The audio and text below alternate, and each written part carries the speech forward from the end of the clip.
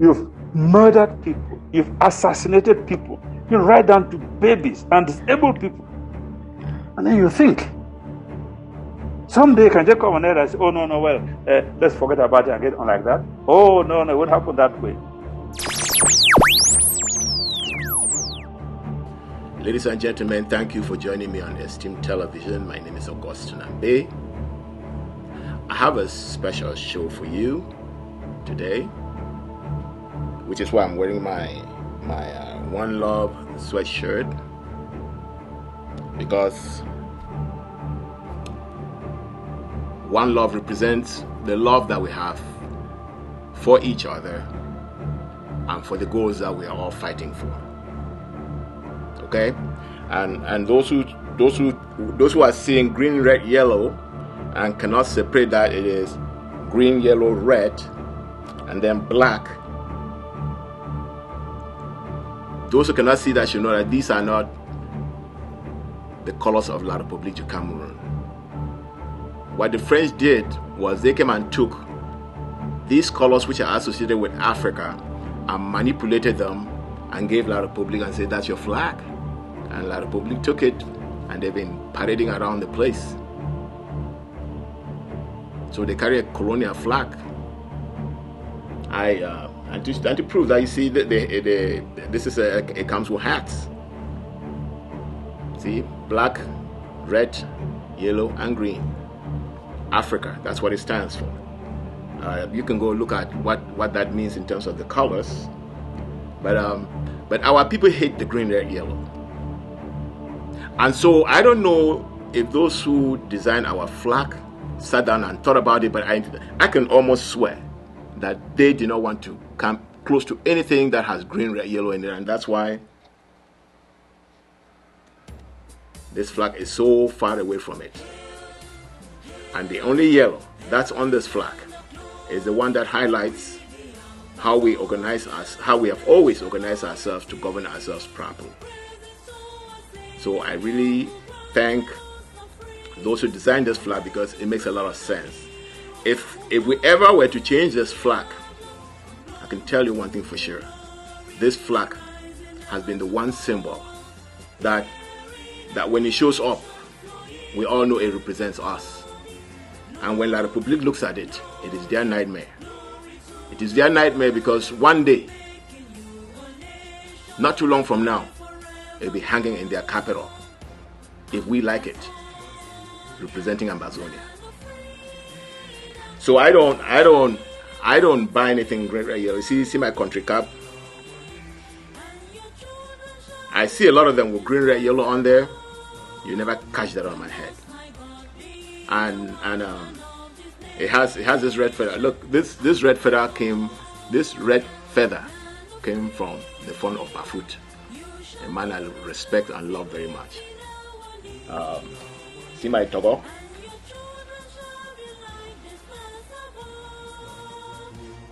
Simple. Beautiful colors. No green and yellow. No green, red, yellow close to it. I see some and they put green, red, yellow. You know, a friend of mine showed me one of those that he bought and wanted to send to me. I'm like, and I said, show it to me. He showed it, and there was green, red, yellow in there. I said, forget it.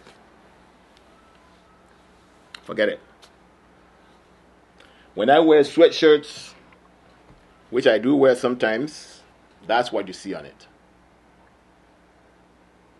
I wear that with pride. And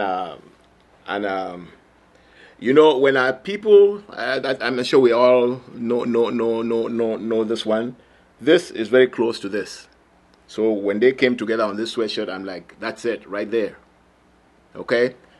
You know, these boys, I don't think they planned to do that. I think they just did it. And it was instinctive. Because when you've had it, and you're human, you fight with what you have. And that's what they had then. Of course, that's no longer what they're fighting with now. And we're very happy about that.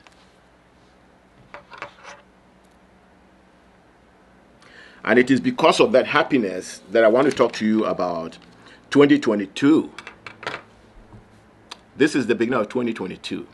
And everybody I have spoken with says that this 2022 is the beginning of the journey home. And I think they put it that way because for the first few years, we were really defending ourselves. We're defending ourselves from murders, from villages burned, and we're being shocked because Ambazonians haven't seen anything like that ever. Ever. Even when the Germans came in, they came in, they fought, but I don't know if what happened then and what is happening now can even be compared. Because one of the things that the colonialists did, one of the things that the Germans and the British did, was that they did not want to destroy Ambazonia. They didn't. They knew that they needed the people and they needed the labor that those people provided. Now we are being ruled by morons that the French put them in power just because they are morons. They are the people who they looked and said, okay, if we came in like we used to come in with our slave ships, who are the people who would take a mirror, who would take 2 cubes of sugar, who would take a little pint of whiskey and go and catch their brothers, their mothers, and their fathers and sell? That's who they look for. That's who they look for. And that's who is representing them now. It started with Ahijo, who they will tell him to bend, he says how low. They tell him to jump, he says how high. They put him in their front and murdered a whole, caused a genocide in that country. Okay? So they came in and of course they succeeded. You know, somebody was telling me a story that Semenge used to say they used to call themselves nous les petits Français. Really. They come and use you, put a machine gun in your hand, you go and murder your own people, and you petit Français. They're in France now enjoying. What are you doing? Where are your children? What did they accomplish from that? They gave you peanuts. They gave you peanuts. And took your gold, your silver, your everything. The people wanted to fight and keep it for you and your children so that you can become not only as wealthy, but also as powerful as these colonizers. The colonizer paid you, they fooled you, and you went and murdered, they say, nous les petits Français.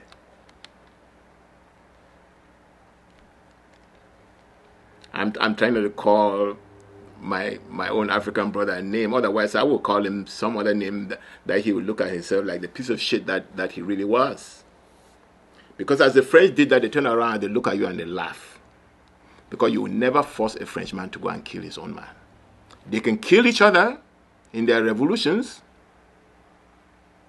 but you will never go and fool them to kill themselves. And you as a human being, Mr.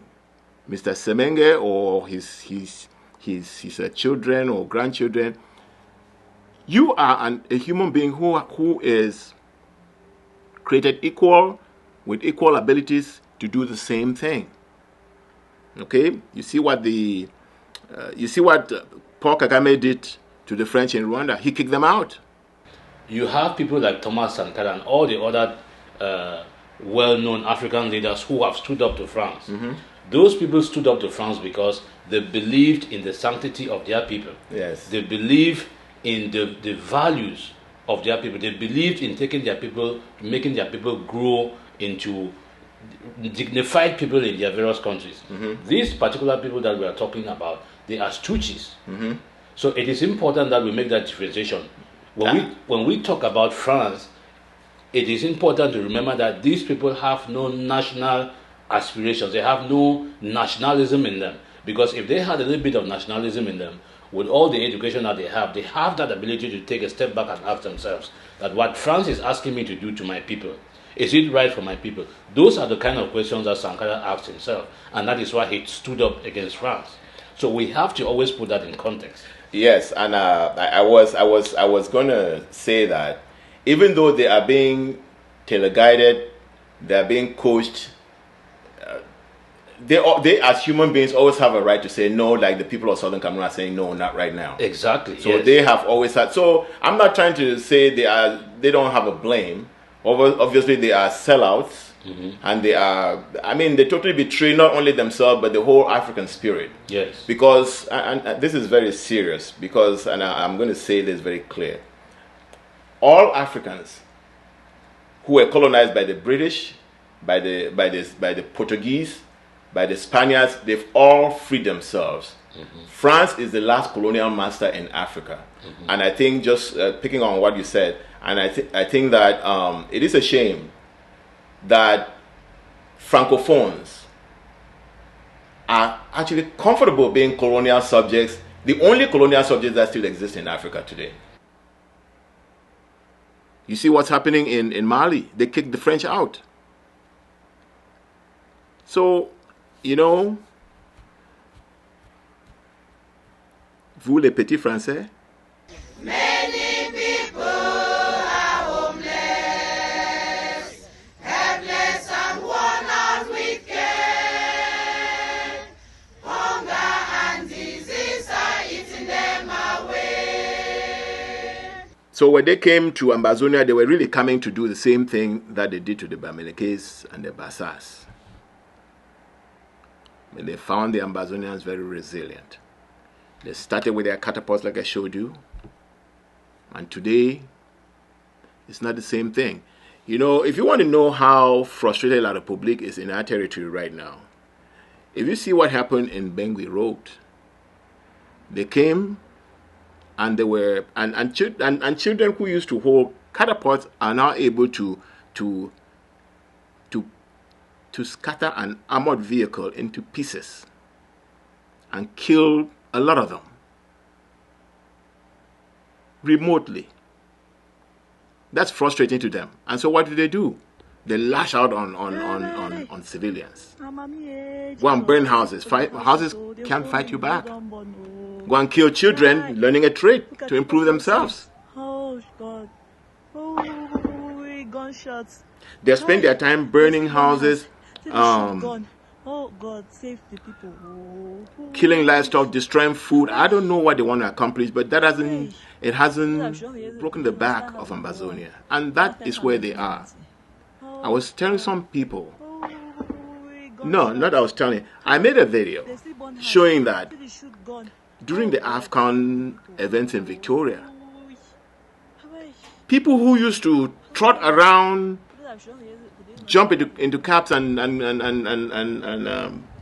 ride for free, go into bars, rape women. They're now carrying guns under hot sun in Victoria in order to make a coward statement, really, because if they were trying to prove to the international community that you know they own Ambazonia, no, what they really showed to the international community is that they are afraid of Ambazonians and that they are not welcome there. And that's why the players who should have been walking into the neighborhoods and getting a feel of where they are were put in lines, marching down, surrendered by troops who themselves were scared to death. Oh, yes, but there's no doubt that this year would be a turning point in this struggle. I mean, a decisive year in many respects. I do know that the enemy is doing all it can, is preparing and working very hard, knowing what is lying ahead of them. And I also know that we have a huge challenge, because if we're just fighting just French Cameroon, that would have been an easy pick. We would have done what we know what to do. But we're fighting a combination of forces, not just French Cameroon, we're fighting France, fighting Israel, and even fighting the British in all of this. Supported somehow, all of them, also some ways by China. So here is a small little country fighting all of these powers of these countries. But in these kind of struggles, eventually realism sets in. After 4 or 5 years of struggle, people start asking questions. What really are we fighting for? And for how long do we keep on fighting? Do we really believe that we can put a rope around the neck of Ambazonian and tie them to French Cameroon and they will just sit quiet? We're hoping that we can tie a rope around the neck and postpone the fight to maybe another 2, 3, 4 years when the thing will resurrect again and so on. So people begin to ask these hard questions. Even their own soldiers themselves, they will ask. So many of us have died. Let me say, even if it's just 100 of them have died in the past 4 years. But to ask, those lives are lost exactly for what? We've been fighting a people who in the beginning had no skills at all. Not one single rifle, not one. But as the days have been going on, by force of learning on the ground, by force of practical discipline, they are perfecting themselves. Give these people another 2, 3, 4 years' time, you don't know what they will become. Whereas the enemy started from high up there, already have big army, soldiers, well trained, and so on and so forth. So they can only be coming down, they can't be going upwards. But whereas their fighters are moving up, moving up, moving up, moving up. Fear has changed sides. Hello, my country people for Ambazonia. I don't want to tell you this video for the make bomb. If they tell you say if you don't go calm, we will not fight, make we not fool ourselves. Because these people not go give us the freedom on a platter of gold. So this lesson how to make petrol bomb. Story is coming up, but first let's go to Cameroon, where wounded French-speaking troops and their family members are asking the government of Paul Biya to negotiate a peaceful end to the separatist war in its English-speaking regions. The soldiers who've been flown to hospitals in Yaoundé and Douala say that many others are dying because fighters have acquired modern war weapons and have a mastery of the environment. Melky Kinzeka visited the wounded troops in hospitals and spoke to families that have lost relatives. He sent this report from Yaoundé.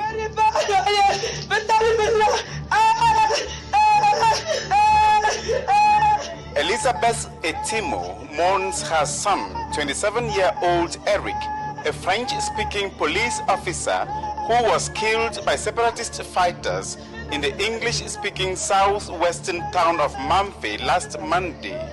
Dozens of family members and well-wishers have been visiting their residence in Emombo, Yaoundé, to pay their condolences. Eric's uncle, 50-year-old soldier Bruno Azege, has just returned from Mamfe after losing 4 of his colleagues. He says he believes God saved him to tell the government to negotiate an end to the war. Major General Kapori talk. All problem them where we will cry for bush. I be sure say all the problem they not finish because when I see unity, not be one person they stand for you, and it don't be long. We will never stand as we stand so, and with the two stand FM no PT, how we don't come for solve problem where it is for bush. La Republique used to send our people out, did not give opportunities, so thousands, even millions left the territory and they're outside right now. Our people also back home never used to fight. But many have picked up their guns and they know that their survival depends on the liberation of Ambazonia. Yeah.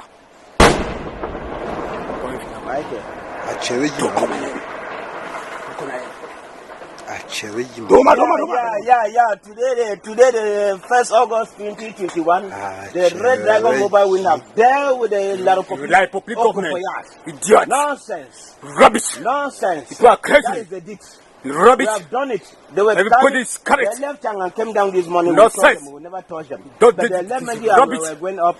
I am there with them. They read the mobile wing. Rubbish. Everything has changed there. Everything scattered. Rubbish. And I'm here there for day. I there for living on for battlefield. I'm not going to say on for battlefield. But I there for living on for battlefield as they always do. When mission day, when I know say party for down. Party day when I say if go janja motor and tell when I say you don't reach for move gun and when I will move on. One spirit, pa. One spirit. Declare, pa. Say na so me. Field marshal no pity. I dey talk and I believe. In my words, the way they offer them where. I know the mixed talk. I dey tell una wait where it go happen. And you don't get time before it go happen. I want to me as anybody come over here today. When you reach for us, me start to hook up with juju them. Because you worry.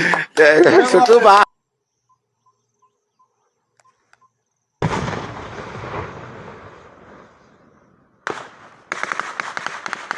Yes. This is the Bali Buffalo.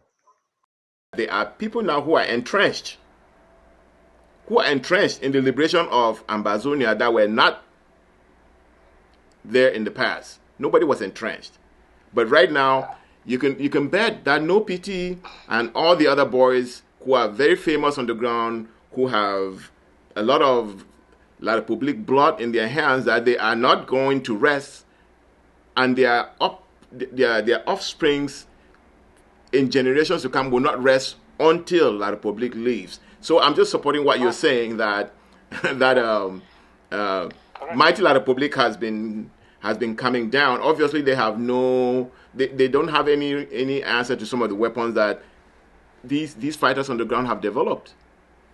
Yeah, no, you're very right. I mean, you see, any military strategist would tell you, you may have all the kind of sophisticated weapons you have, but if it is not adapted to the warfare you're facing, they're useless.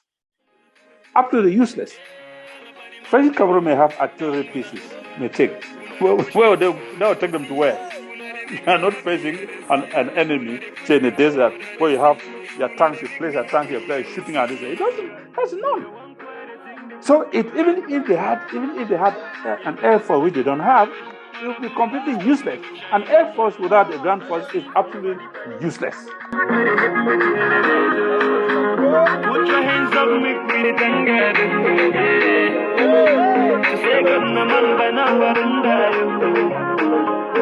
alive today, my life in a testimony. I will give you the praises. And so therefore, when they talk about, we are going to deploy this, the nature of the warfare going on there, there's very little they can do about it. There's very little they can do about it, So I agree with you. La Republic really doesn't even have any more targets to shoot in Ambazonia. They've burned all the villages they could burn. They've dispersed the population. Mm-hmm. I'm looking at it, I'm like, what else is left? So they have really, so the war is now Ambazonians' war to get them out. And I have been seeing the Ambazonians improve. I have never thought about what you speculated about taking their territory and holding it. But I can tell you that, given time, it may actually be a reality if this continues, because my understanding is that even La Republic's military, when they hear that the Ambazonians or the Ambas are coming, they run away. I see the emboldenment of the boys on the ground. I see the ferocity in which they fight. I see the training they have acquired. You can tell in their posture, in their messages, and in their performance. And it's a very, I think Ambazonia has never been in a better place since the Germans came in than where they are today. Correct.